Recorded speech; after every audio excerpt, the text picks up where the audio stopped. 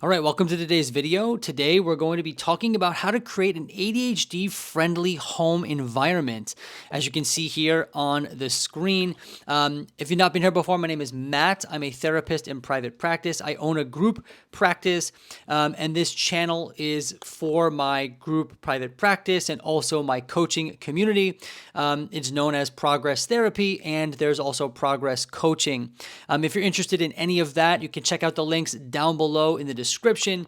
We help folks with issues like ADHD, executive function struggles, and other things as well. But without further ado, let's really jump into this video here. And now when it comes to creating an ADHD-friendly environment, there's not going to be a one-size-fits-all solution or any type of formula. It's really going to be a lot of trial and error and coming up with the environment, the curation of an environment that really works for you, one that's tailored to your strengths as well as your weaknesses. And in today's video, I'm hopefully going to give you a good foundation for how to think about this. And along with that, I'll give you some tips as well that I know has worked for other people that I've worked with and things like that. All right. So let's actually just first start by talking about the big picture, all right? And these are just some of my notes here on the screen. You can follow along. But under the big picture, there's this idea that most of the world is not designed for neurodivergent folks. And we can think about some common examples of this. We have the standard 9 to 5 work hours, right?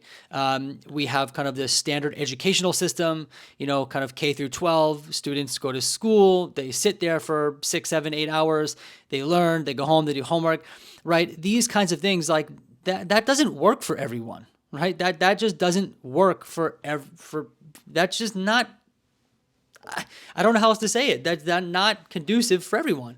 However, a lot of our world is designed for neurotypical people. And for those people who are neurodivergent, a lot of times the way the world functions and is designed isn't working for them. And so when we think about creating our own home environment, it doesn't have to fit the conventional standards that we think it might. All right, if you might think about home standard, you might think about being really organized, really tidy, really clean. We're not going for that. We're going for functionality here, one that helps you function well, one that helps you achieve your own personal goals, and that may or may not come with having a super organized home or a super tidy home. So I think the first thing we have to get rid of is kind of the standard conventions of what a home environment should be like, all right? And so I just wanted to put that out there. And a lot of times we don't take into account that,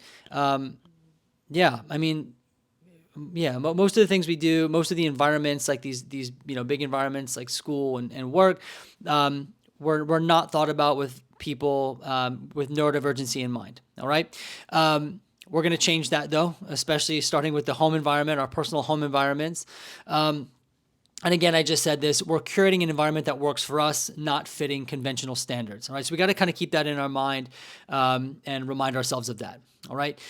Now, rather than break the notes into rooms or something like that, I've broken it down by just 3 major issues that a lot of clients speak to me about. All right. And then we'll talk about how we can use our home environment to kind of address those issues. So one of the major ones that people deal with is procrastination, right? So they have a task they know they need to do and they delay it, and then finally the last minute they do it. We all are familiar with what procrastination is. So then how do we build a home environment that helps us reduce procrastination? All right. Number 1 is we want to create a space that makes it easy to do. I get this one confused. We want to create a space that makes easy tasks hard and hard tasks easy. For example, if you procrastinate on working out, right? Instead of keeping your workout clothes in a drawer, you might want to keep your workout clothes outside of the drawer on the floor next to the door. That way, when you know you need to work out, but you're not really feeling it, the clothes are already sitting out. You see them. It's much easier to put them on. Now, this might seem like a really small thing, but reducing any amount of friction around the things we procrastinate around is going to go a very, very long way. right? And this could be the same for anything. So I don't know, maybe we want to work on a creative task like writing a blog, or we want to do more cooking. Leaving out all the cooking ingredients on the kitchen counter, although not organized, is going to help you actually do that task because it's already out, it's already sitting there. All right. And then the opposite of that is making the easy tasks hard. Just a simple example would be, we're scrolling through social media a lot. So we can take that phone and we can put it up maybe down in our basement. We can put it in a different room. We can make it harder to access. Okay. And that's going to just make it much easier to engage in the things that we have a hard time engaging in. Okay. And so we can think about our home environment that way. Another example I have here is storing the pillows under the bed after we sleep. Again, not a conventional look, right? But this might reduce the chances that we take a nap in the middle of the day when we should be doing work or when we should be going to the gym. That's been our goal for a while, right?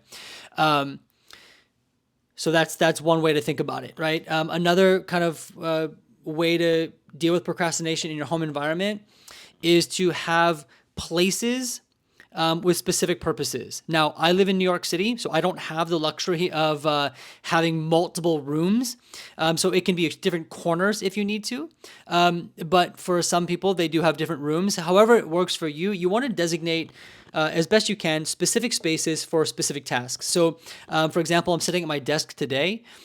This is designed mostly for work, right? I try not to do too much leisure stuff here, but this is work. So when I sit down, I'm already kind of in work mode, right? Doesn't always mean I'm going to get all my work done, but by designating this as the work area, I'm more likely to do work when I sit here, be ready to do work when I sit here, all right? And I think a lot of people have heard that, that tip that the bed should only be for sleeping, right? We don't want to be doing all our work on our bed or our tasks. We want to be able to associate the bed with sleep in order to make it easier to sleep when we're in the bed. So in your home environment, creating different spaces for your different functions is really going to help as well. All right. I think that's good for procrastination. We can start there. We can really take some of those tips and run with them. And then we have this other issue that people talk to me a lot about, which is forgetfulness. So again, we got to be really creative here, but a couple ways in which I help folks think about this is if we're forgetting items all the time. So maybe we're forgetting our lunch, we're forgetting our keys, we're forgetting our wallet. Post-it notes might go a really long way. And I don't mean just like a Post-it note on your computer monitor, but for example, maybe a Post-it note on the toilet bowl that reminds you to take your medications, right? Or a Post-it note on your steering wheel that reminds you to not forget your keys or your wallet, right? But does this look good? No, this doesn't look too good, right? Post-it notes everywhere. But is it going to help you not forget? Absolutely. So again, a non-conventional way of kind of having our home or the way our home looks, but one that's conducive to helping us not forget. We're outsourcing our memory onto Post-it notes. And if it's not Post-it notes, maybe it's reminders on your phone, constant alarms going off, whatever works for you. And oftentimes I find that something, Post-it notes might work for a month or two and then they stop working. So we do something else. But don't be afraid to kind of take a risk in your home, right? If it's Post-it notes everywhere just to see if it helps, then give it a shot. All right. Another way we can really help ourselves not forget is by leaving important items out in the open rather than trying to put them away. Now, again, this goes against the standard being really organized, putting things away, having a home for everything, putting them in drawers. Now, I'm a proponent of having a home for everything. But if you're someone who forgets their keys, throwing it in a drawer in your kitchen is not going to help. But maybe having a hook right next to your front door will help, right? Or if you're someone who, again, going back to procrastination, you have a hard time going for that run that you really wanted to, leaving your shoes by the front door, although it's not put away technically, is going to help you engage in that activity. You forget your wallet a lot, then leaving that out, like maybe it's on a stool in front of your front door. But the point here is that we don't necessarily need to put everything away or make everything super organized, but in order to help the forgetfulness, we want to have those things we often forget out in the open, Okay. And then finally, a lot of people dealing with ADHD or executive function problems will also talk about having moments where they feel really overwhelmed, overstimulated, and they just need a place to decompress. We also want our homes to be a place where we can feel safe, where we can relax, and we can decompress. So it's important to pick a space in your home that you have for that purpose. It could be a corner of your room, it could be a closet, it could be your bedroom. But think about how you could make that place as relaxing and as comfortable as possible. Can you get a candle that you really like? Can you paint it a color that's soothing and calming? Can you have some really comfortable furniture in there?